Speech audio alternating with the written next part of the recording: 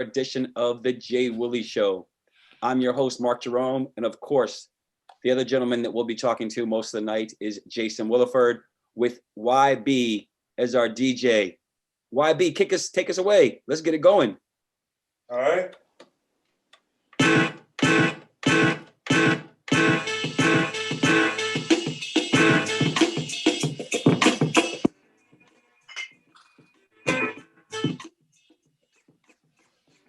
To this. To this. To this. To this.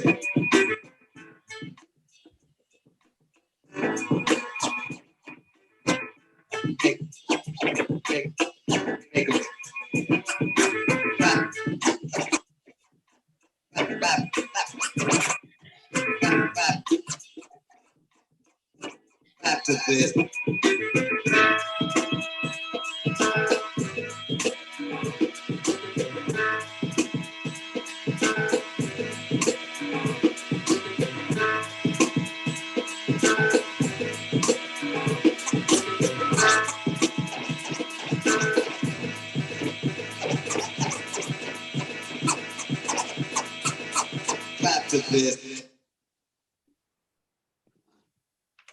Thank you, YB, for that.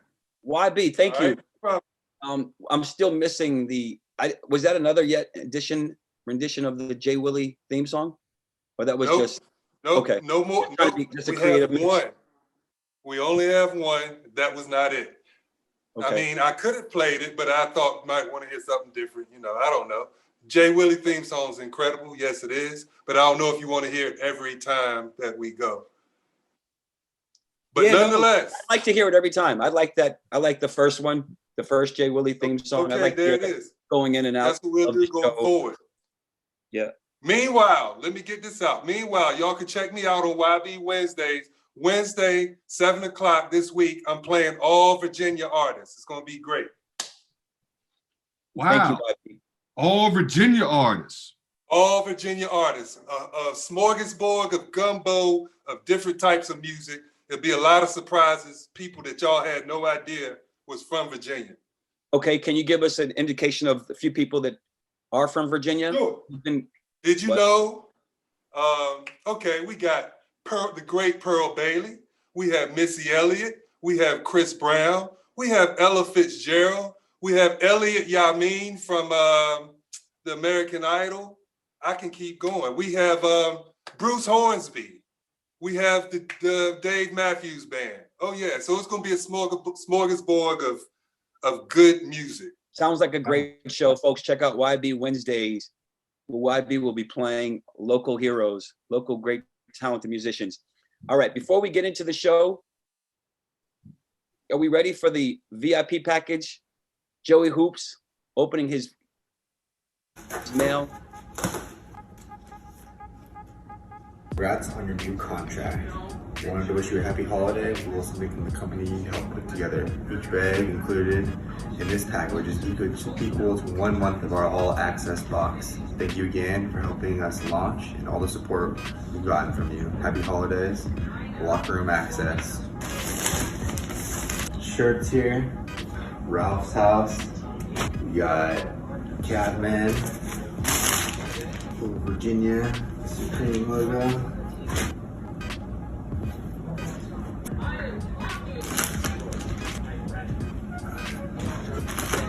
Last but not least, some shorts. Virginia National Champs. And long sleeve. Alright, there we go.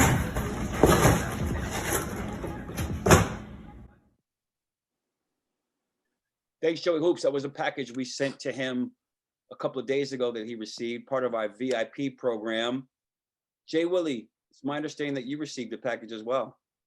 I sure did. I got this, I don't know, man, between FedEx or UPS or whoever sent this, it was a little banged up, but I was looking forward to opening this. Let's see what we got here. It was quite the surprise. but they're gonna have to treat my gear a little kinder.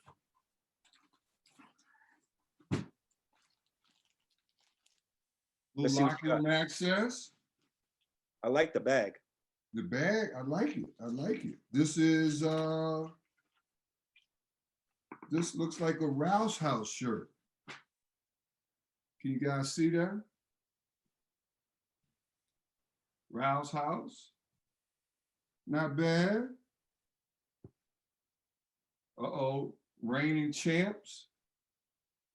Defense. Dick Bennett. A couple other packages in here. Let's open it up. A visor. Oh, I like that. I've never seen that. I appreciate the love. I appreciate the love. That's got like a little, is that like a Final Four theme with those colors?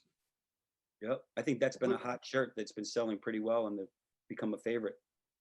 The Minneapolis background. And then, nice hoodie. I'm digging it. Yeah. But doesn't get much better than that. No. So that's part of our VIP package program where you join and you are sent items, mystery items, monthly. I get used to that too, J-Dubs. I like the visor. I'm when I get back out on the golf course, this is what I'm gonna wear. I was just getting ready to say, by the way, did we talk about you playing golf with Ty? Have we spoken about that yet?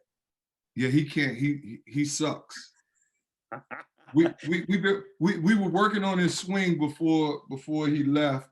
But when we get in the off season, we'll get back out there.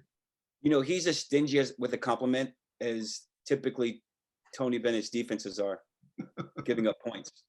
However, he did say, Jay Willie can play golf. I can hit it a little bit. Yeah. Yeah. Oh, hold on. There's It's like there's something else in the package that you know. Yeah. Hold on. There's a letter. Let me see. Purple envelope. Aha. I got a, I don't know if you guys can see that. Let me open that up. Looks like a basketball card. This is a, wow. A Tony Bennett Oh, wow. and a Ty Jerome basketball card. That's pretty cool. That is awesome. Those cards are actually worth a lot of money now. Really? Yeah. I'm Yeah. holding on to this. I'm not saying those two cards are worth a lot of money, but the cards, at least the Ty Jerome, you might be able to get $1.50 for it. They really are. Some of them, I think, you get a Zion Williamson card or some of the other rookies, DeAndre, Ty, Kyle Guy. Those are worth big dough now. Oh, that's nice. That's nice. Yeah. Okay. Pleasant surprise. Yeah. It's nice to get packages with different gear. Not bad at all. Yeah. Absolutely. My oldest will be happy when he start wearing the same size as me. He keeps asking for all my shoes. So he'll be able to take my gear. What's the gear like this year that you guys are receiving from Nike? So we got, this is actually new. I don't know if anybody can see the new logo. Let me see if I can adjust this. It's a nice half zip. Gear's pretty nice. Everything's got Elite on it now, so I like that. I swapped out all my old gear for everything that says Elite. And the only time you get Elite is if you go to a Final Four or you win a national championship. So I'm digging all the Elite gear. Congratulations again, of course, on that. All right, Coach. Let's get to the weekend. Uh-oh. Do we have 1-1. 1-1. Yeah. Right. Great first win. Yep. Let's talk about the first game. Any surprises? Anything that you saw that you liked, you didn't like? We liked our offensive production in that first game. We shot the ball really well. Obviously, folks have seen we're trying to do something different offensively. And I said it. I've been saying it to you that we were ahead of schedule offensively and defensively, not so much. And offensively, we look really good. Sam and Trey both shot the ball well. Jay played well. I thought we had everybody contributed in that first game. But the start of the second half in that game gave us a little pause because we allowed them to score and get back in it, and we couldn't get stops. And so we as coaches, we know it. Shooting will come and go, but you got to be able to get stops when you need to get stops. And that was the unfortunate thing from a defensive standpoint. The second half of that first game, and then obviously, San Francisco, good San Francisco team. They, 5 guys that could shoot it, and they gave us some trouble with some bigs that could pick and pop and make threes, and we couldn't keep the ball out of the paint. So defensively, nothing surprised us because we had seen this all preseason. But you hate to come out of there 1-1. You like to be 2-0 coming home, and learning from that with the win would have left a better taste in our mouths than splitting. But it's so early in the year. And it was almost as if these were scrimmages for us. We just, with so many new pieces, the new offense, it was good to see where we were and what we need to work on and correct. So you just mentioned the offense. What is the objective of the new offense? Is it called, and what do you call it, by the way?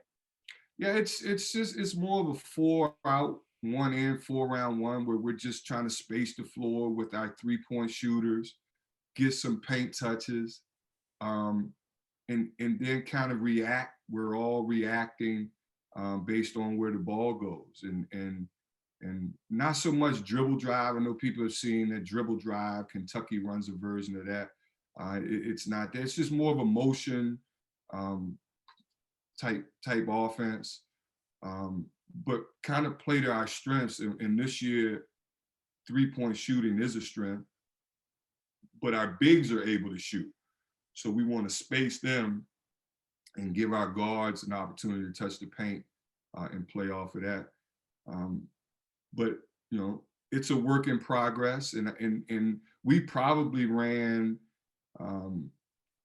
this past weekend. We probably ran 75 to 80% of our offense was that offense. And I'm not sure that that's a good mix. I think we're going to have to sprinkle in what we used to do in addition to that. Right. So in the first game against Towson, right, you guys had several players who contributed. It may have been the first time that I can remember that I've been watching UVA, and I've been watching very closely the last 4 years, particularly, where 3 forwards, 3 bigs led you guys in scoring. Yeah, yeah. That typically is reversed, right? Where our guards are the ones that, but that those are the guys that can shoot it, and those are the guys that can put the ball in the bucket. And obviously, there'll be nights where our guards, will get an opportunity. And Sam kind of is a tweener. He can go both guard or big, and Trey Murphy can do the same. Their versatility, we're kind of playing positionless basketball, to be honest. Right, and it seems like that's what that new offense is. Right, and, right. And what you say it was? I don't think you mentioned what it was called. It's just we motion. It's just a motion offense. Okay, so when Kihei comes up court and calls the offense out, he just says motion. Yeah. Okay. And right. we're just getting it on. Right, and so it seems like one of the other goals is to get low post or wing isolation. Yeah, there's some opportunities to post up in it, and with those guys,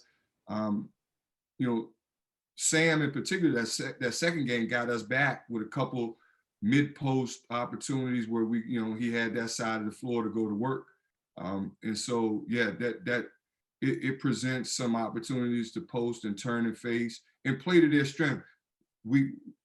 As much as I love Jay's not a true back to the basket big. And so even when he's posting, he's more comfortable facing. So it allows him to turn, face, play from about 12 and in, where they can spin and can get to the middle of the floor, go baseline. When Poppy's in, when Cafaro's in, it's a little different. he likes to post deeper, and so he's got more opportunity. And he didn't play much, but more opportunity when he's closer to the lane. I have about 5 questions based on what you just said, right? I don't even know where to start. When you talk about Sam, he got 4 buckets. He had 2 points until 7.5 or late 7:40 left in the game against San Francisco. Posted up on that wing 3 or 4 times and ended up with 10 points and got some good buckets, right? I think he got 6 or 8 points out of that spot. Right. Do we anticipate seeing Kihei posting anymore? Yeah, the way it's set.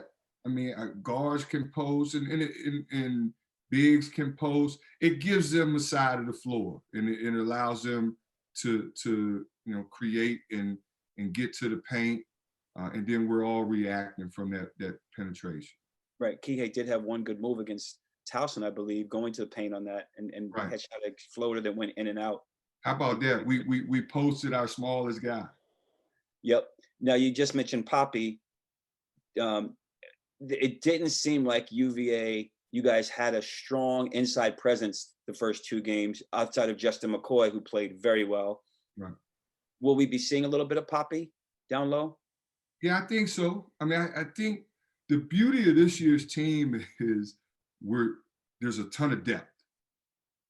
And unfortunately, with depth, you can't play them all.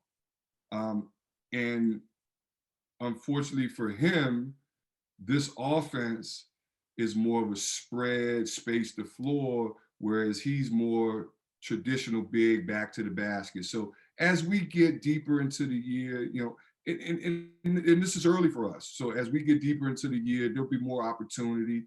And we keep telling those guys, just keep working. You never know when your number's gonna get called. You just gotta be ready. And I do anticipate him seeing some minutes and bringing some physicality and some low post opportunity.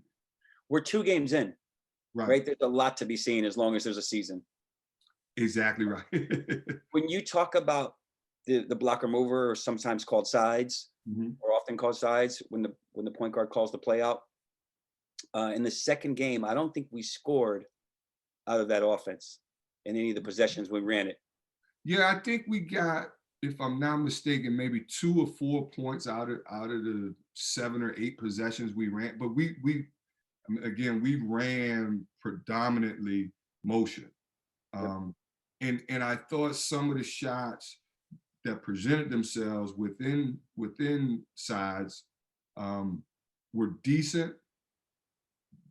But I think had we just turned it over more, we would have gotten better shots. I think we were, because there was so much success offensively in the first game, we were just eager and antsy to get up quick shots, and we didn't turn stuff over, and we weren't patient offensively.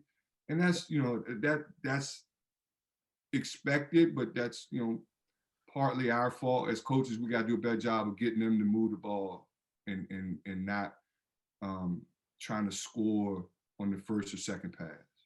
The blocker mover is a really tough offense to run unless you have the personnel, right? And this is the first year, or last year was the first year that I can remember where you didn't have a phenomenal athlete who could really shoot it coming off the screens, right? No Kyle Guy, which you had for 3 years, no Justin, no Malcolm, no Ty, no DeAndre.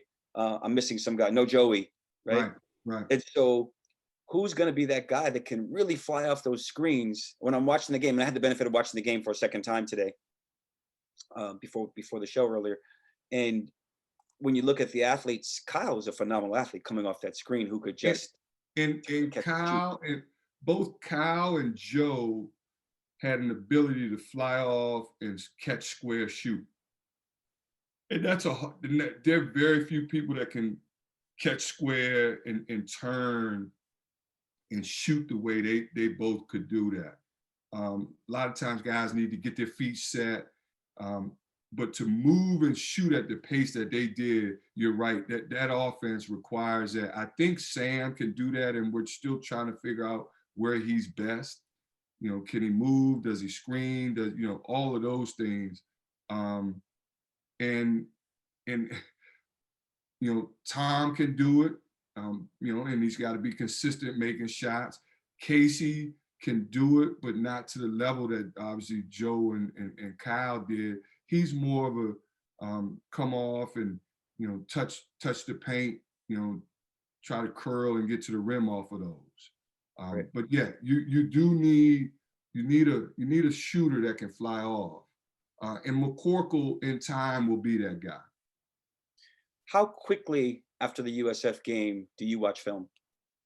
I watched it on the bus to the airport, watched it in the air, and watched it again the next day. And what particularly on the defense did you see that needs correcting immediately? And can everything be solved this year? I know you've, in the previous show, in a prior show, you mentioned that the defense is just not ready yet. It's not there yet, which typically is the case. And Tony Bennett teams, just like another handful of coaches around the country, continue to get better as the season goes on, right? And I anticipate this team will have that. Will have that too. Yeah, I think just a continuous effort defensively. I thought watching that, there was some breakdowns that aren't typical of Virginia defenses, where guys kind of got lost assignments, late to closeouts, getting the shooters, just a tad bit late in their vision and seeing where the ball was. And we had some trouble. They were slipping ball screens. They would set them. They would touch and go. I mean, they did a little bit of everything. They rolled. They popped. And so it just takes you got to try to outlast. And in that particular game, I thought we gave in and we didn't work as hard as we need to. And that will change. And we'll be better. We'll be better for having gone through that. Yep. I spoke with Todd Golden through text today, and we were talking about the game, and I told him I wouldn't talk about what he did, but I did mention to him they did an awesome job of slipping that ball screen. And listen, we know that. I mean, teams know we hedge, and so sometimes they play to our aggression on those, but we've got to make the adjustment. Right. So when they slip the ball screen, when the opposing team slips the ball screen, it sort of spreads the floor. The rotation on that becomes somewhat complicated. Is that something that you guys pick up as the season goes along? Yeah, I think we played Justin McCoy, Caden Cedric, very little experience from last year. Reese Beekman, first 2 collegiate games. Trey Murphy, first time in the program. Cody Statman, not as much experience, a little. But we've got to be better in those adjustments. But we've got to be able to keep the ball in front. And so if teams do that, not so much rotation, it's just a matter of sitting down, guarding, keeping the ball in front, and then being in the right gap positions. Yeah, it seemed like there were more paint touches that USF got than I had remembered seeing in quite some time, which needs to change. Can't give up paint touches, right? We all know that. Too many. And those guards were good, but again, I think we've got guys that are capable of keeping the ball in front. But it was a learning experience for those inexperienced and new guys. But it's also, we'll improve and we'll continue to improve. We'll be better. There were a few plays in particular when there was a pick and pop with the court being spread. Sam was isolated and would have had basically was a 1-on-2 on defense. Is he supposed to rotate all the way over to the shooter, or is he supposed to sort of hedge between the shooter and the next pass? If memory serves correct, you're talking about the 3 they got at the top of the key on the separate. Yep. Yeah, that was a difficult. It was probably more on whoever the 5 was, and I don't know if it was Jay or Caden, but it should have been a hedging back. Yep. And Sam's guy was cutting, so it was a harder stunt for him. But again, as we get better, you know, maybe we rotate, we switch, maybe, you know, Jay gets back sooner. That one on film was, and that was a big basket for them at that point of the game. And where we're different this year, without a Mamadi, without a Braxton, without a DeAndre, we're not able to switch as much as we have in the past. And so switching was always good for us when teams started to slip or ball screen and separate and touch and go. We could always, when they came together, we could switch stuff in emergencies. And so we're still working on that. We just don't have that type of defender right now at the 4 and 5 spot. Yeah, that particular play was Jay, where I think Jay got caught on the wrong side, and if it's supposed to be a hedge and recover, it was going to be impossible for him to recover. Right. And the big hit the shot, and I'm pretty certain that was part of the 7-0 run or 8-0 run that USF went on, that had memories of watching UMBC. Right, we turned the ball over 3 times in a row, came up empty possessions, and they go on and score. Fortunately, come down court, Casey, not Casey, Reese makes a great play.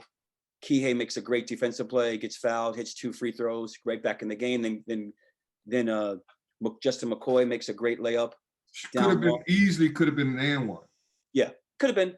I think that call go either way. But down 1, play good defense. I think there were some questionable calls on both sides of the ball late in the game. There were some positions there where I thought that UVA could have been called. We could have been called for some fouls too that didn't. And I think that those sort of, I guess, catch up with each other, the fouls, pretty much throughout the course of the game. Last play of the game, right? Yep. Call was there any discussion about potentially 3 or 4 different types of plays, or was TB going with that call no matter what?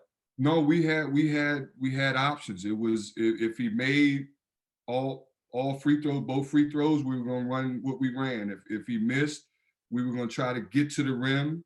But if we couldn't get to the rim, we were going to run what we ran. So it was, watching it on film, you know, I'm not sure Kihei was able to turn the corner. They were really playing, sagging off of him and using their length. And as much as, you know, we would have liked to get one at the rim, put pressure, make the refs call it, or get one easy, I don't think he could have gotten there. And we end up getting a really good look. And you know, we've seen Sam drain those in practice time after time. So you know, you can always Monday morning quarterback it, but I thought Sam got a good look. For as bad as we played defensively and shots not falling, we still got an opportunity to win that game late. You know, credit to them kind of just hanging in there and trying to gut it out. Yep. Sam comes off that screen, great screen by Woda Tensai, right? And Sam comes off that screen. I thought the play was fantastic, right? But again, different late game situation, not having a Kyle who could veer one way, fake one way, go the other way off to a screen or two, get the ball to DeAndre and get to the bucket. Do you see there being an issue with somebody who's the go-to guy at the end of a game and saying, we need you to go get a bucket? No, I think it'll be different guys, different games, depending on matchups. I mean, I think we got guys that are capable of scoring, and it'll be situational. And you know, whatever matchup we think we got the best advantage. Yep. Bright spots that I saw: Justin McCoy, Reese Beekman, Woda Tensai played really well in the second half. When he was in there, hit a 3, hit a 2, had another drive for a great assist. Yep. Right. So, other bright spots. I thought Caden Cedric was another bright spot. I thought he was active. He was a rim protector. You know, he's gonna be fine. He's gonna keep coming. And I just think it's just getting those reps, him gaining that experience and that confidence. But he was a bright spot. Yep. When you talk about, I think another bright spot was the starting unit on defense, both the first 2 games, right? The first game, I think Towson had 2 or 3 points in the first 7, 8, 9 minutes. Right. right? You make some subs and it changes, the game changes a little bit. Same thing against USF. First 7 minutes, I think USF had 2 points, 3 points maybe, Right. and then make some subs, and guys need reps, as you said. And I think that that's what people don't understand. Some people don't understand. Like, you got to be able to get guys experience, right? Right. And I think about, we don't always understand that as a fan. And I look back at a game 2 years ago against Maryland, when you guys were at Maryland and had a sizable lead. Guys are playing well, make some subs, and next thing you know, a 15-point lead becomes a 6-point lead, and it's you're almost fighting a battle that you may or may not win to win the war down the road. Yeah, and let's give the opponent some credit too. I mean, they're getting chewed out by the coach about playing better defense and executing better on offense. So it's a combination of, maybe subbing, but the opponent steps up. And so San Francisco ran some great offense, and they ran it with pace, 5 shooters on the floor most of the time. That's a team that'll do some damage. And I know they lost a couple of games, but I mean, I'm looking at some of these scores early in the year. I mean, that's a good UMass Lowell team. I mean, they're at Ohio State the other day, and it's a close ball game to the very end.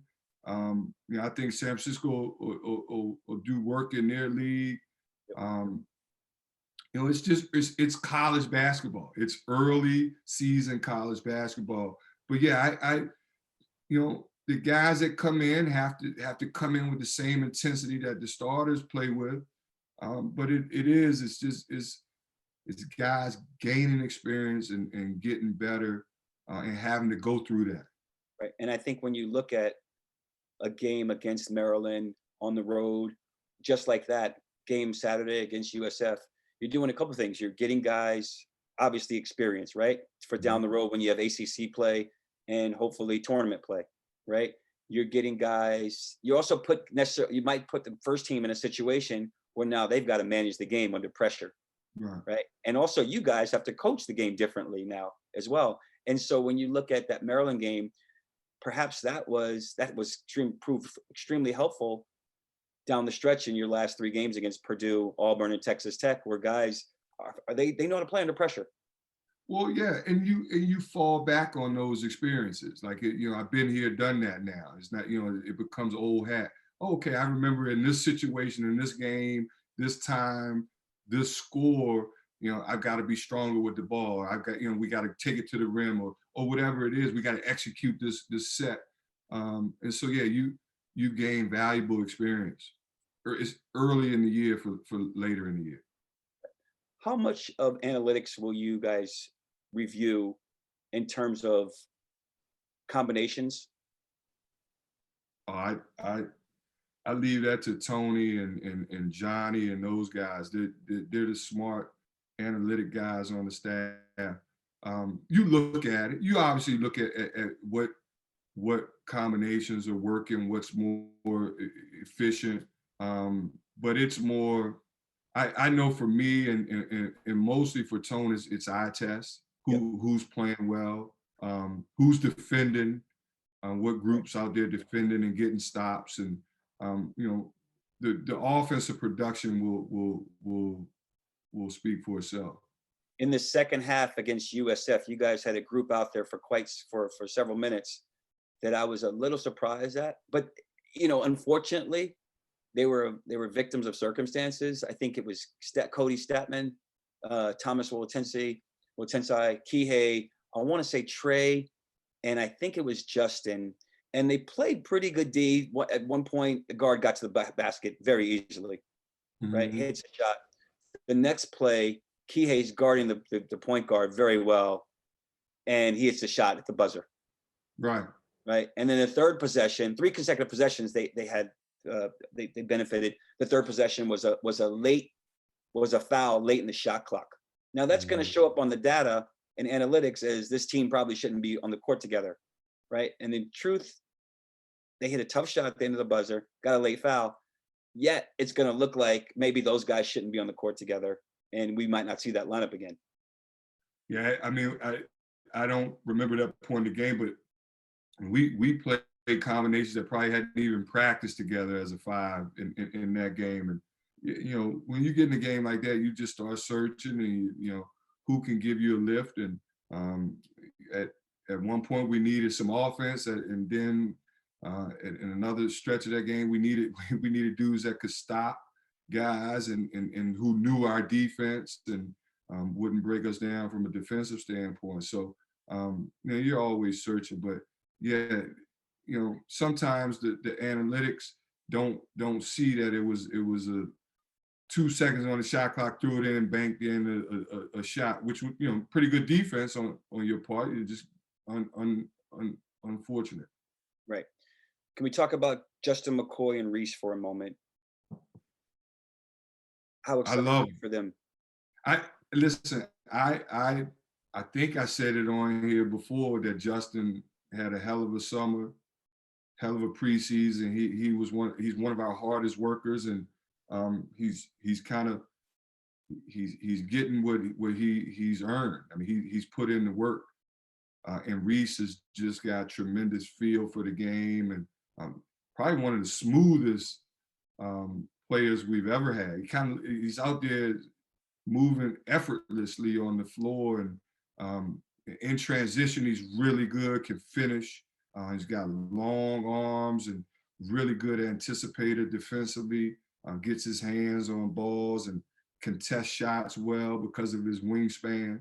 And he not surprised at what they were able to do, because they've shown that all preseason. Right place, right time for Reese in the second half. But that's not luck, right? His IQ allows him to be in the right place at the right time. He's got tremendous feel. He knows the game. I mean, as a first year guy, he has a grasp of everything we're doing, both offensively and defensively. Now, he's got to get stronger, obviously, and you know, stuff that we're telling him he needs to do and improve on. But you give it to him once, he's got it. I mean, he's a lot like London and Ty in regards to the field. Yep. The only thing negative I could say about Reese, which he'll improve on probably immediately, is maybe not always being so aggressive defensively, where he got beat off a couple of jab steps and he had to recover with using his hands and had 2 fouls called against him. Other than that, he played a nearly flawless game. No, he'll be fine. He'll be fine. Yeah, and Justin played exceptionally well. What was the reasoning behind Justin not starting in the second half against USF? Yeah, I want to say we went with Reese for Justin because of how he had been playing, and we wanted defenders on the floor to start the second half with Casey and Kihei, just to set the tone from a defensive standpoint. Yep. And it was more matchup than it was he was playing bad. Yeah, sure, because he was playing great. And he came in and I think he made a statement that said, okay, you don't want to start me? Now you're gonna end up starting me again because how well he played and played, right? He offensively and defensively. Right. And I think that's the thing with this group that they all have to understand. I mean, because there's so much depth, you know, there may be guys that start one game, don't start another. Like it becomes a matchup thing, and they just got to be, if they can handle that, and that's a big if. You and I know guys all want to start, and it means the world to them. But if they can handle just being ready when your number's called, regardless who the starters are, then I think we'll be fine. And depth's a good thing, but depth can also be a detriment to a team when you can't play everybody. Right, and I think that's going to could potentially be a struggle until you guys figure out the 7-8 man, maybe 9-man rotation. Correct. That's always going to be a challenge, and I gotta believe that every practice is like an audition.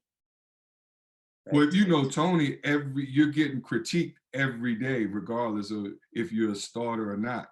I mean, Tone would talk about Ty till he was blue in the face every single day practice, game. He's critiquing everything. Yep, absolutely. Let's talk about Jay Huff for a moment. 2 shots against USF, Mm-hmm. right? Would you say he has to get up more shots for us to be successful? I think Jay has to be more aggressive. I think Jay, but not only offensively aggressive, he's got to do it on the defensive end. He's got to slide his feet and hedge ball screens and play post D and rebound. But yeah, Jay's got to be more assertive across the board, both offensively and defensively. And at times, I think he's got to go in there and use his length and size and try to post some and not just settle behind the 3-point line. And Right. those are things that are a work in progress, and we're addressing those in practice. But I think a lot of it is just him imposing his will on the game on both sides of the floor. Phenomenal low post move against Towson, Yeah. right? Great footwork. And then we didn't see that again. I Right. think he asked for the ball in the post one time against USF, but Right. that's not who he is. He's not going to be a low post guy. Yeah. Right. Now he's 100% more comfortable facing, Yeah. but I think there are times when you can do both. You Yeah. can post, you can score from the perimeter, you can go offensive rebound. Like you can put your imprint on the game in multiple ways, and I think it's who Jay is, and we've got to continue to stay on him about being assertive. Incredibly skilled from a number of different positions. Does he have the opportunity or the option to take that last shot instead of passing to Sam? Yeah, if it presents itself where he's wide open, absolutely. I'm asking specifically about that last play where he got the ball and instead Yeah, I mean, rhythm. I think he did a wise thing by turning that one down because Sam came open and we wanted to get it to Sam. But yeah, if he's open and if he's banging shots and he's hot, absolutely. But I think he took one prior to that that barely grazed the front iron. So he was a little off his game, and I thought it was good to look for Sam. Yep. As a coach, are you excited coming off a loss and saying I'm looking forward to fixing some of the things we have to solve? I'm excited about we now have their attention. I'm not excited about losing, if that makes any sense. Absolutely. I would have rather gotten their attention with the win, but of course, being able to come back, learn from those mistakes, learn from that defeat, is something we can grow on and move from. But never excited about losing. I want to win them all, but we do have their attention. We had 2 good days of practice leading up until this next one. Good. While you're on the bench and the waning seconds are slipping away, are you thinking, I can't believe we might lose this game? Or if you're down by 5 to a team that you guys think you should beat and it's late and the waning seconds and you're not going to win, are you thinking, we're going to lose this game, I can't believe it? Or are you thinking that loss is a part of the sports? Prior to UMBC, I would have told you I'm on the bench like I can't believe we're about to lose this. But after UMBC, anything's possible. Right. And obviously you go into games and there are expectations that you're supposed to win these games. These are games you can look at the schedule and say we got a good chance of winning these games, right? But nothing anymore surprises me, and I can handle just about anything. Right. And there's some good mid to low major programs, especially that are older, with seniors and juniors, those upperclassmen that can play with anybody. And I remember being at both American and BU with some veteran teams, and we felt like we should have played with anybody in the country. And so, no, I don't anymore. It's just part of it comes with it. I'm able to handle a loss as much as I'm able to handle a win. Learning how to lose is a valuable component to coaching, right? And I still haven't learned it. And so when I watch TV, or I remember having a conversation with Coach Sanchez a couple of years ago, and I think UVA lost. I think it was 2016, 2017 season when suffered some losses. And I'm thinking, how could he be so okay after a loss? He's like, we win some, we lose some. That's just part of coaching, right? Well, he's always been able to. He has a perspective and an outlook on life that's amazing to me. It's like his priorities are in order, and not that yours aren't, Mark, and mine's aren't, but he totally keeps things in the grand scheme of things, the bigger picture. He's always looking at it that way, and yeah, it is. We always, when I first got here, we often talked about recruiting guys you could lose with first before you could win. And so losing is part of it. You know, can I lose with you before we win at a higher level? And if I can do that, then I know I can go to battle with you any day. And so yeah, as much as we want to win and as much as we won, losing is a part of that, and we grow and learn from that. It had to be a lot easier to accept defeat at USF versus USF than it did from UMBC, where you could probably breathe, even though you're learning to lose better, but you could still breathe and say, okay, this isn't final. This is just one game. Much easier to swallow. I told you after that, I mean, we lose a game, we lose a game. To me, that one was like the end of the world, Mark. I thought you could have taken out my soul after that one. Yeah, I don't think I appeared to any of my friends for 3 days. So and listen, all the credit to them, they kicked our butt that day. They were the better team. Right. Are you watching? How many other games are you watching? I watched a ton of games. We were in the bubble. We were in Bubbleville. You couldn't do anything but go to your room, go to the gym. I mean, we were locked down. And so yeah, I watched quite a few games. Did you get a chance to see Villanova? I watched Villanova. It's some good basketball being played. Watch Villanova. Virginia Tech beat them the other night. That was a heck of a game. Watch Rhode Island play. Watch Arizona State. Arizona State played Nova the first night. Some good basketball. Yep.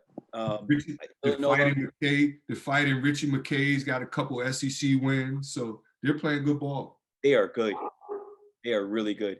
He got a chance to see them play a couple of times, and they beat two strong SEC, fairly traditionally strong SEC teams, right. And then they lost a close one the other day to TCU, I believe.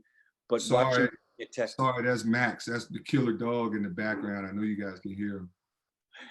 I got a chance to see Virginia Tech and Villanova, two teams you're going to play. Yeah. Right? They both look really good. Two good teams playing good ball early in the year. Again, guard heavy. Although it looks like Virginia Tech got a big kid that's pretty good. About 6'9", 6'10", that had a heck of a game. So, you know, listen, there are no nights off in the ACC. We know that. But watch some. I told you I watched UMass Lowell play Ohio State close. Good basketball, man. Good. As long as we can keep getting these games in, man, the games have been very competitive. Yeah, you got a chance to see Villanova. You got a chance to see Virginia Tech, two teams you're going to play. And did you see Michigan State play Notre Dame? Saw a little bit of that. They put it on Notre Dame, but it looks like Notre Dame cut the lead. They were down. It was over. They cut the lead. It was a 20-point game. Notre Dame got through some subs in. Michigan State threw subs in early. Notre Dame only has two guards. Those guys are going to be the Kihei Clarks of this year for Notre Dame. Okay. Yeah. No, I didn't see all of that game, but I've been watching. I've been channel surfing. Watch St. Francis. We got St. Francis coming up. I watched them beat Pitt. That was a big win for them at Pitt. Played a ton of zone, so we got to get ready for some zone. So yeah, good basketball. We'll come back to St. Francis in a moment. Michigan State looked really, really good. Physical, play hard, tough, typical Tom Izzo coach team. Yep, they're skilled, they're athletic, they're big, and it looked like Notre Dame was trying to get some post ISOs, right, and could not convert at all. Michigan State was too big, too strong, too athletic for them. And they held, I think Notre Dame may have scored at 1 point 4 points in about 15 minutes. Oh, wow. Could not score. And it was a 20-point game, and Michigan State was in complete control until they put in Are some you stuff. trying to scare me, Mark? That game's too far down the road. It's not that far down the road, Coach. When is it? It's not that far down the road. I think it's in 2, maybe 3 weeks. I got St. Francis on the mind right now. I understand that, but I'm worried about all of them. I look forward to all of them. I'm looking forward to that game, where Sam gets to go against his brother. But they're a balanced team, and not trying to scare you. I'm really looking forward to how we play against them, because I think it's going to be a war, and I think we're really good, and I think they're really good. And I think it'll be a contrast in styles, obviously, because I think where we're lacking so far in this early season is the physical toughness, grit. I thought we tried to play too much of a finesse, easy game, and that's not who we are. That is not Tony. He's always talking, being blue collar, and I don't think we showed that against San Francisco.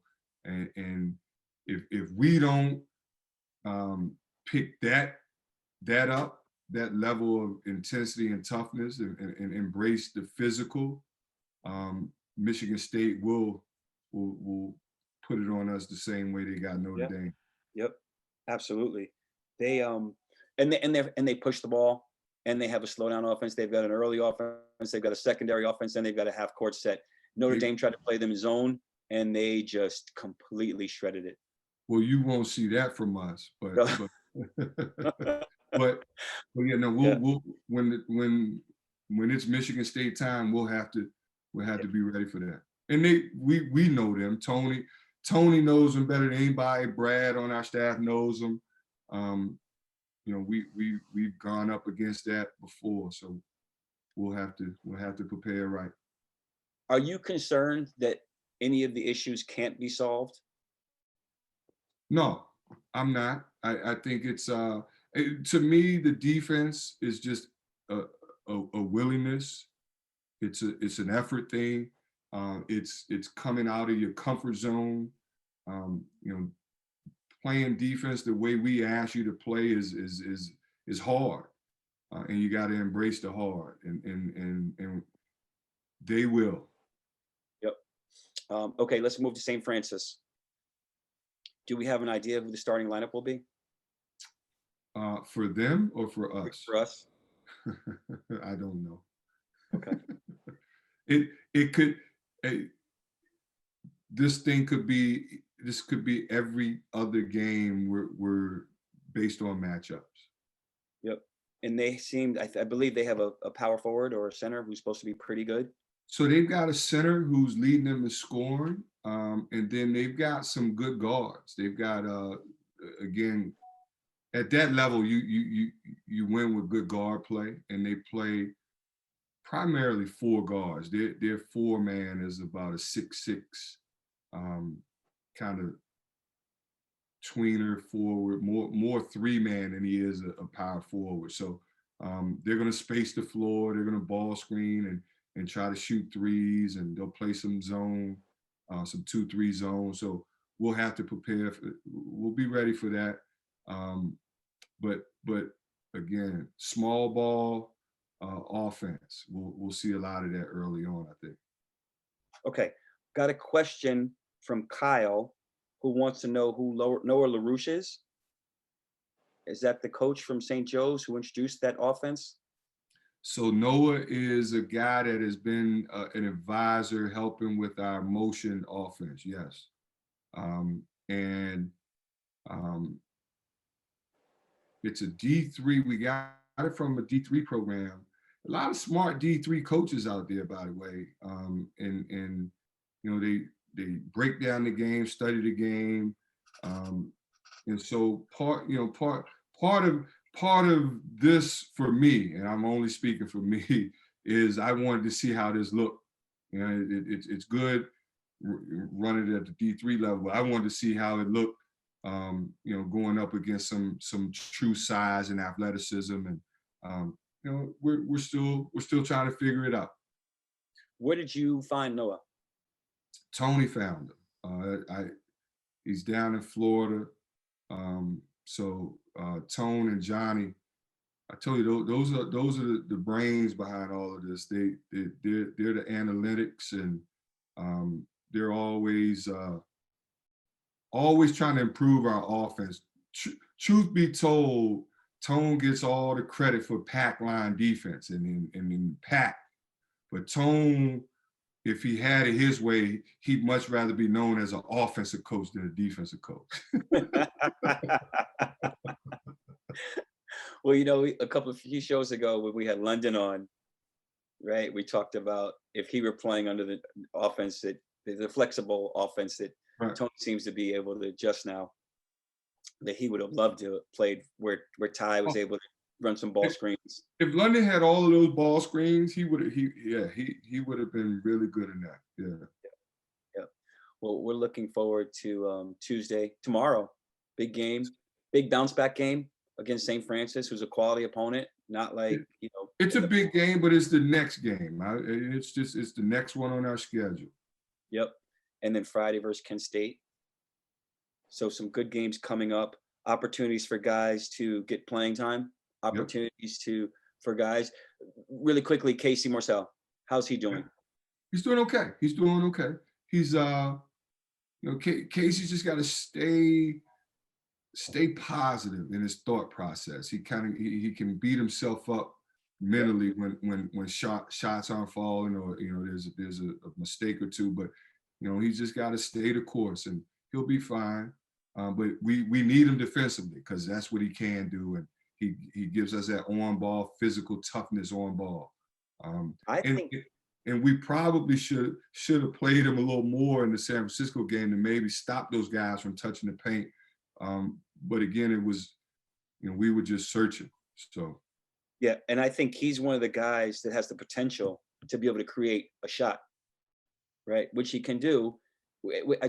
I'd like to see it, and I'm not you guys, and I'm not at practice all day. And of course, every fan is a coach and can tell you guys what should be done. But he's a guy that if he can hit that pull-up jump shot off the dribble, I think he's one of the best guys on the team that can do that.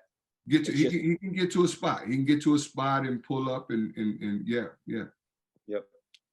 Well, we're all looking forward to tomorrow. I certainly am. And of course, having you back next Monday. Thanks for joining us in a tough situation. Not always good to come on when you lose, but we appreciate coming on, win or lose. Hey, I got to get ready for this. This is what it's like when Tony does his show after losses, but he doesn't. You know, over the years he hadn't had a whole lot of losses, so you know this is. But no, this is good. You got to face the fire, and I understand it comes with the territory. Yep. All right, we were hoping YB was going to come back and exit us with the one of the 5 JWILLY theme songs. He seems to have gotten to something that it can't get back on. So, Coach, once again, thanks for hopping on your show. Hey, no, it's good, and I'm disappointed though in the NFL. I must say this, Mark, before I get off my show, that the NFL has to do something with these postponement of games. I wanted to see I bought my Steeler gear to Bubbleville, and maybe that's what happened. They threw off the good karma because we didn't play Thursday. We were supposed to play the Ravens, then we pushed it back to Sunday, didn't play Sunday, we was gonna play tomorrow. Now we can't play tomorrow. Let's talk about playing Wednesday. They gotta fix this, man. I wanna see my Steelers play. Okay, Coach. If you know anybody up there in New York in those NFL offices, Mark, tell them they got to fix this. I'm on it. All right. And I appreciate you going on your little Steelers rant. So you gave us a chance for YB to come back on. Man, don't nobody care about your winning team, man. How you complaining right now about anything? I just want to play, man. They stopping us from playing. Why? So if they play Wednesday really quickly, if they play Wednesday, are they scheduled to play Sunday again? Yeah, thank you. Thank you. Well, How is that possible? okay, I don't know. They'd have to move them to a Monday night or something. I think that everybody's trying to do whatever they can, Jay Willie, to get some games in. Just like as a basketball coach, you understand that if you guys have some games that need to be adjusted in your schedule, you're going to be. But listen, I need a break, and I need to watch my Steelers in between watching all of the basketball. Try Netflix. All right. Try. There's some good documentaries. All right. YB, you ready to take us away? Yes, sir. Are we getting the Jay Willie theme song, or are we going to get something else? We're getting the theme song with a little addition to it. Love it. Yeah. All right, before I get started, again, I said this week, Wednesday, we're doing the All Virginia show, Virginia Artists. That's on at 7 o'clock, twitch.tv/DJYB. DJYB is DJWHYBE. Let's go. Jay Willie. Jay Willie. Jay. Started from the bottom.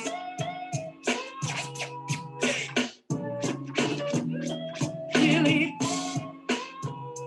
Jay. Started from the bottom.